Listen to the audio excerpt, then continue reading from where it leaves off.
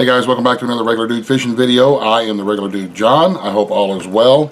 And we are now getting into the late winter and the time to where I'm really starting to think about catching bait and starting to catfish. We're just that time of year where I'm going to start trying to get things together. And I thought that I would take a minute and show you guys some of the rigs that I use and some of the baits that I use. And I'm by no means an expert skipjack dude or whatever. I'm just a dude. But I do go through a lot of bait, and I do try to catch a lot of skipjack as far as bait goes. So, and I will just kind of show you some of the things that I do and some of the things that I have learned that have helped me put more skipjack and more bait in my cooler. So let me get my glasses on here, and we will kind of go over a couple things. And we're going to talk about a couple things as we go, just in general about the species of fish that we're chasing, which in this video is skipjack. So let's take a look down here. I've got in my rig wrap here. If you don't have any of these, get some of these, man. These rig wraps, they will save a lot of wear and tear and mess in your tackle box as far as having your pre-made sabikis and your pre-made rigs. Towards the end of the winter, I'll make a whole bunch of rigs and I'll just store them in my rig wrap boxes here. And that way you can just, if something happens and you break one, or you need to switch out baits, or you want to try something different, you just wrap this one back up, and then you get the next one out, you hook it up, and you're just ready to go. I love these rig wraps. So we all know about the pre-made sabiki rigs that you can buy that are already pre-made with the little flies. I do very well on these. There's several different styles and colors that you can choose from, and I do use these quite a bit as far as catching skipjack. And with all these rigs, you need to make sure you know your local laws and your local regulations for the amount of hooks that you can have on a rig. Some, like here in Ohio, we can have 3 hooks, and in some states you can have as many hooks as you can throw. So you got to always remember where you're fishing and mind the laws and the regulations of the area that you are fishing. So the pre-made sabikis are always a good option when you are chasing skipjack. The next, one of my favorite baits, this little thing here is called a shiny hiney. You can get them just at a whole different lots of places, and I'll try to leave links in the description box to these baits and some of these rigs and stuff for you. But this is called a shiny hiney. They come in all different kinds of colors, black heads and orange heads and different colors, chartreuse tails and whatnot. They're made by Arky. They are, I think, originally were made as a crappie jig, but they do a pretty good job of catching skipjack. So we can string up a rig of these, put 3 or 4 of them on a line, and these do very well also. Sometimes they're real finicky, the skipjack, and you'll want to throw different colors of tubes or grub worms like these here on jig heads. So when they do get in their little finicky stage, that's when I'll start tying my own rigs and trying different things.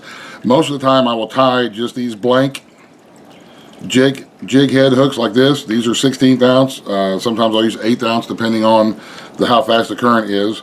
And then I'll have different styles and different colors of curly tail jigs, because sometimes it's really just literally a matter of switching the sizes. You know, the old timers always say match the hatch. So if the skipjack are looking for smaller minnows or smaller shad, then sometimes a smaller bait is what they'll hit. Sometimes they'll want a little bit of a bigger bait. So I always carry 2-inch and 3-inch grubs in my box. That way I can switch them out and just kind of experiment and to see what the skipjack are hitting. So for instance, if I have a rig that has 4 hooks on the main line, then maybe on this one I'll put a white, and then on this one I'll put one of the a glitter one or a red tube or something like that, and just put a different variety of baits out there on the line to see what is getting the most action. And if nothing's getting action, then I'll replace them all. But if I notice that the red tube is getting the most hits and catching the most fish, then I can put red tubes on the rest of them, or vice versa, kind of switch them out to see what it is.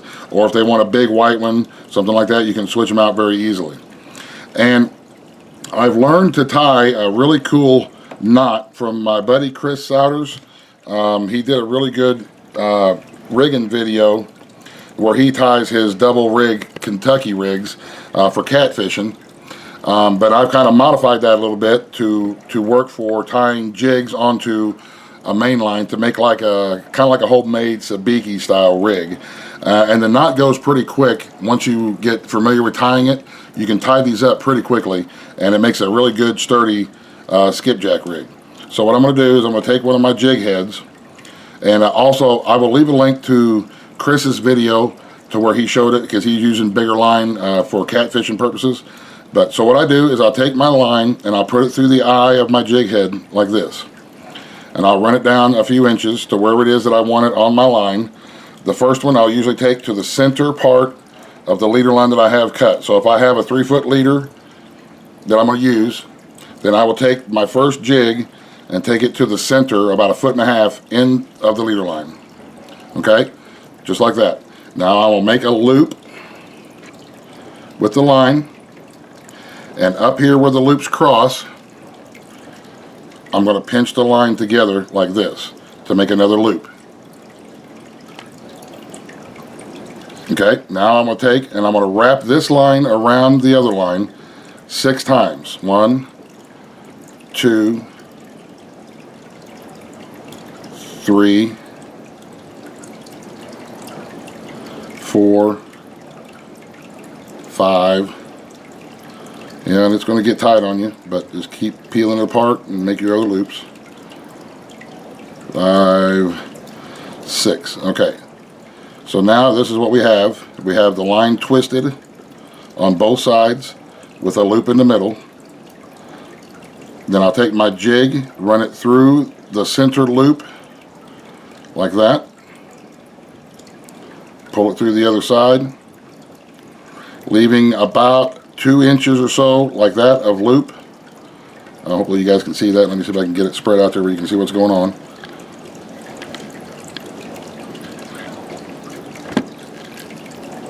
Kind of like that. You see that? Hopefully you can see that. And then I just cinch the knot like this.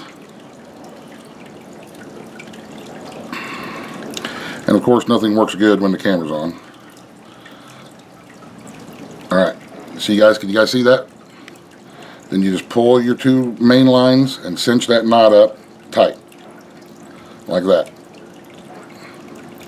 And that's the knot that you have, and you have your little loop knot here for your jig head to move around in, and you have the double strength of the line, and there's not a real good chance that this knot is going to fail because there's nothing really tied tightly. They will fail eventually. I use a 20-pound leader line for my rigs because they do take a beating. You start catching 3, 4 big skipjacks at a time, your main line is going to take a beating, and they'll need to be retied every once in a while.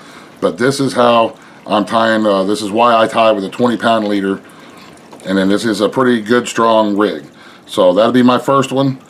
Then I'll take another one, and I will come up here to this end.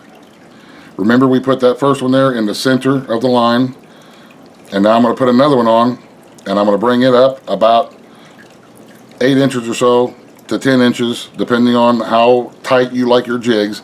And this is something that you can decide for yourself. How close do I want my jigs together? You know, I usually run mine by about 10 inches or so apart. So then we're just going to come up here with this next jig head and do the same thing again, tie the same knot. So we have our little bit of extra here, like this. We make our loops where the lines cross, and we wrap it 6 times. 1,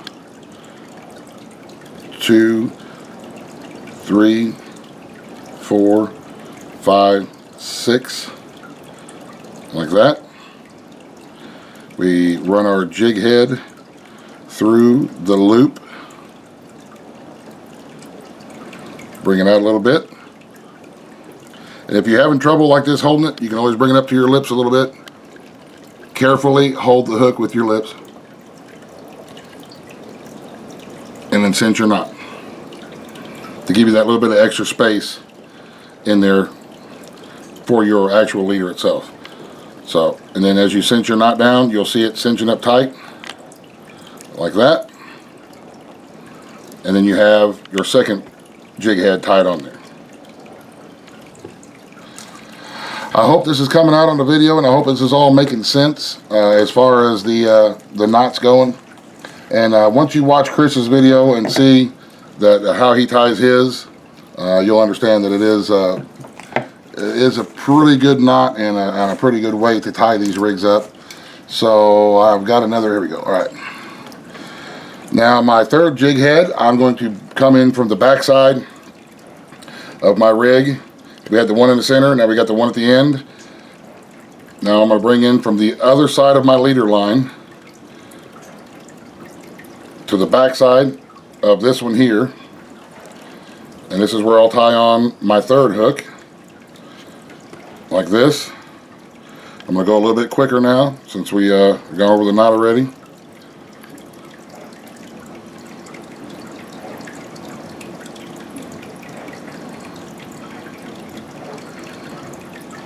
Five, 6. I run my hook through.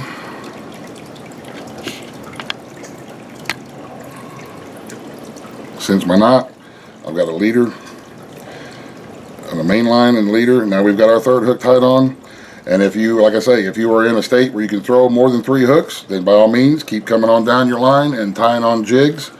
And then I will, at the end, I'll put a barrel swivel on one end of it and then a swivel snap on the other end. That way I can use the barrel swivel, attach it to my main line of my rod, and then I will use the snap swivel if I wanted to either put a little bit more weight on the very end of it for casting, or if I wanted to run a Foley spoon or something like that at the end of the entire rig, I can.